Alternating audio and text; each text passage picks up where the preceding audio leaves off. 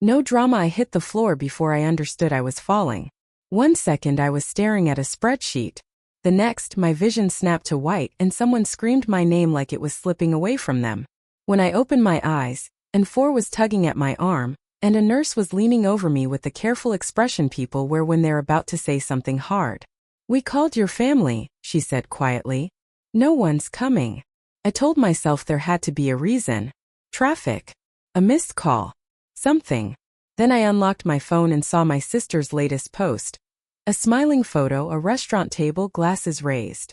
The caption read, *Family day without the drama. My mother had left a heart emoji. My father had written, such a great day. I lay there with the 4 in my arm and read those words until the screen dimmed.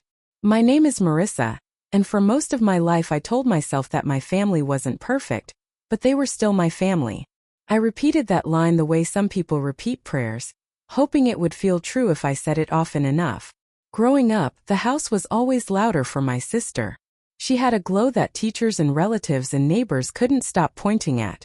"She's going places," they'd say, then glance at me like I was just the placeholder standing beside her. I wasn't jealous. At least that's what I told myself. I learned early that if I stayed quiet, helpful and responsible, the house stayed calm. The rule was simple.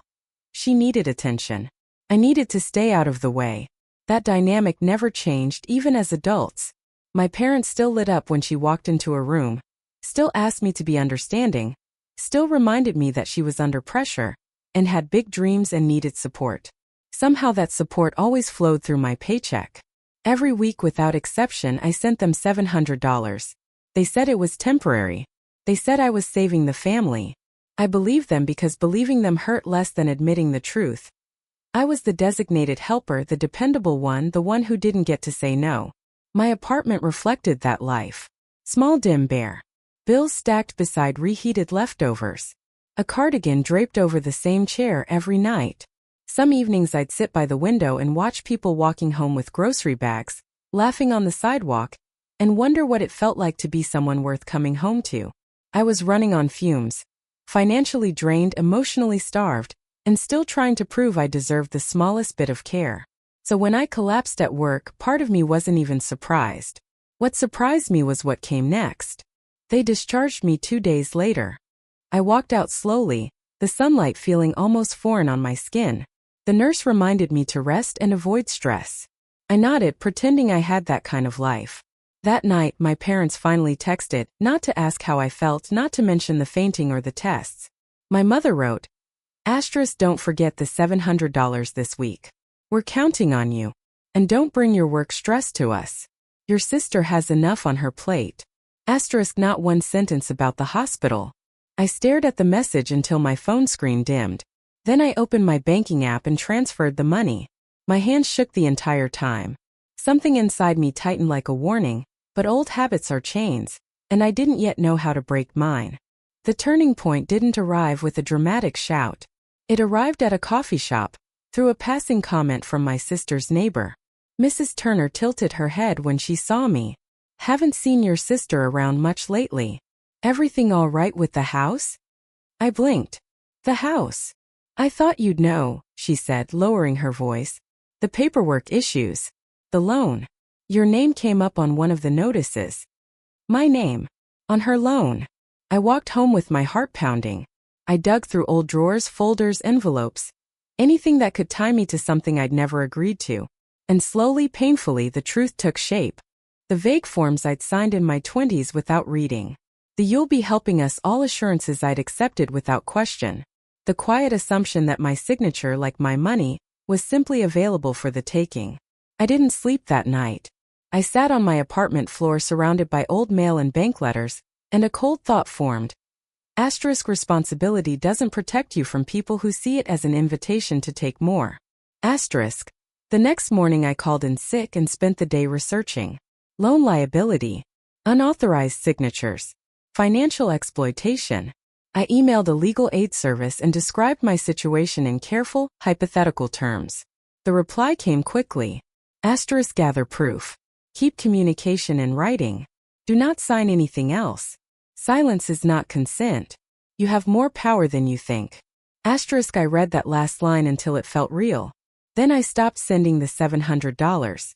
I didn't explain. I didn't argue. I just stopped. And almost immediately, the tone of their messages shifted. My mother's texts turned sharp. My father's turned heavy with guilt. My sister didn't message at all, and that silence told me everything. Something was falling apart on their end. For the first time in my life, I wasn't the one holding it together. She came on a heavy, humid Saturday. The knock was so hard my shelves rattled. The old version of me would have rushed to the door. Instead, I set my grocery bag on the counter, took a breath and walked over like I wasn't the one on trial. When I opened it, my sister almost stumbled inside. Hair frizzed, mascara smeared, smelling of stale perfume and panic. She pushed past me into the living room and shoved a bent stack of papers in my direction. "The mortgage company needs your signature," she said. "There was a mix-up with the original documents. Your name is on part of the loan. If you just sign and help cover one payment, they'll back off." I didn't touch the papers. "You used my name on your loan. Mom said you agreed." "I signed what you shoved in front of me without explaining what it was," I said. "That's not agreement.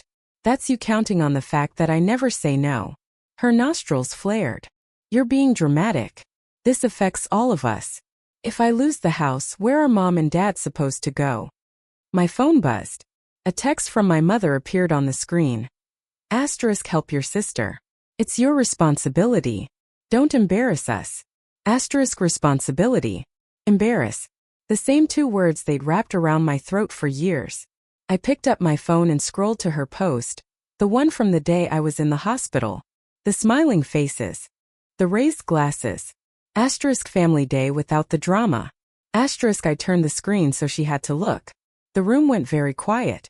"You're still hung up on that," she said finally. "It was a joke. It was posted while I was lying in a hospital bed," I said. "Right after a nurse told me no one was coming." She looked away. "You always twist things." Something in me clicked into place, not rage, not grief. Just a decision. I read the caption aloud one more time, then looked at her. "No drama," I said. "No signature. No $700. Her face crumpled, then hardened. "If you don't sign, I could lose the house.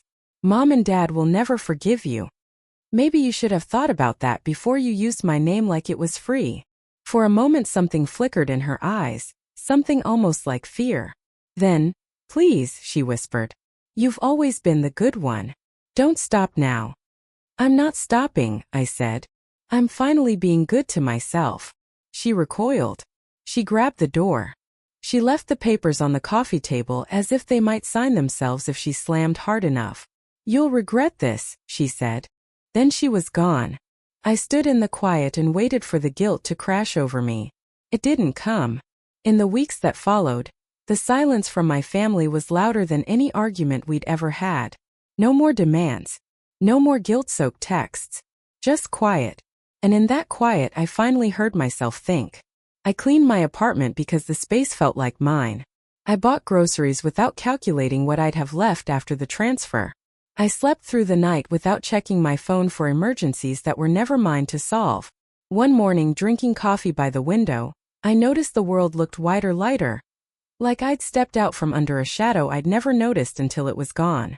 I still think about the hospital sometimes. The four in my arm. The empty doorway. The silence where family should have been. It used to sting. Now it just reminds me why I finally chose myself. Setting boundaries didn't destroy my family. It revealed what had already been broken. And stepping away wasn't abandonment. It was survival. Asterisk if you've ever carried more than your share, or loved people who only reached for you when they needed something. I hope this story gives you permission to choose differently.